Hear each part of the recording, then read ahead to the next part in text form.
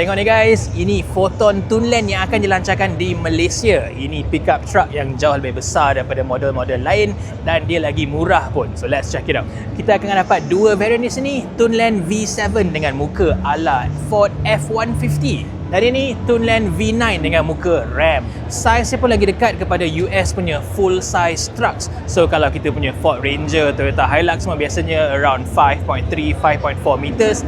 Yang ni lebih 5.6 meter. Panjang gila.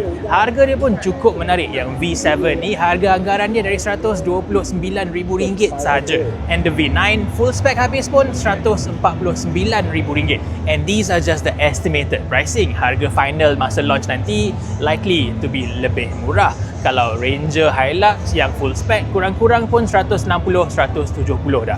Masa launch dia akan jual a few units of CBU models, lepas tu dia akan CKD di Johor. But anyway, Tunland V7 yang lebih murah ni dia low spec sikit lah. Dekat belakang dia pakai lampu bulb biasa dan tak ada LED light bar di tengah. Dan dekat depan, bumper bawah dia ni plastik hitam sahaja dan dia punya side steps pun plastik. But at least lampu depan dia still full LED dan rim dia pun saiz sama 18 inci dengan rear disc brakes lagi. Tayar dia pula GT80 sama dengan V9. Yang lainnya kalau V7 ni pakai suspension leaf springs biasa, the V9 dah di-upgrade ke multi-link coil springs saja, lebih selesa. Yang peliknya dua-dua model pun nampak macam dia jauh lebih tinggi di belakang compared to the front, a bit like a hot rod. Well anyway, the V9 gets a whole different face tapi lampu masih LED dan bumper depan is now in full colour. Rim dia pun design lain sikit dan dia dapat these plastic over fenders. Tapi sebab dia ada wide body, nampak macam tayar dia tenggelam sikit. Selain tu, the V9 tambah side steps besi dan roof rails di atas. Dan dekat belakang, full LED lights dengan light bar.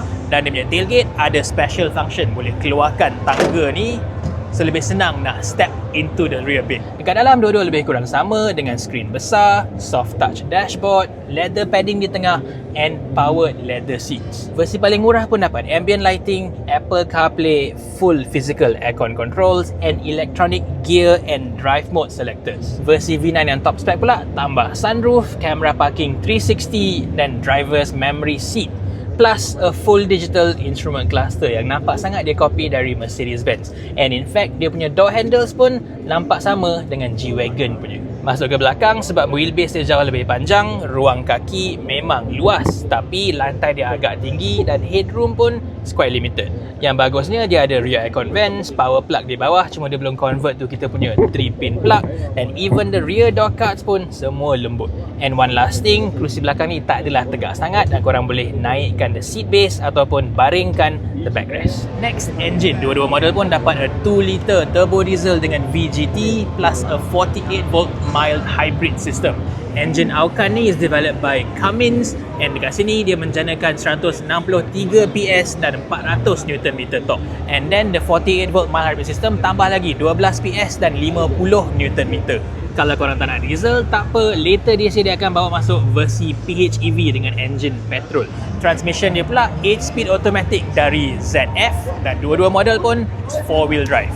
The only difference, the V9 tambah rear diff lock and electric power steering. Warranty dia pun is quite impressive for a pickup truck. 7 tahun ataupun 200,000 km. Last kali, safety, and unfortunately V7 ni kosong habis. Hanya ada 2 airbag dan tak ada ADAS langsung.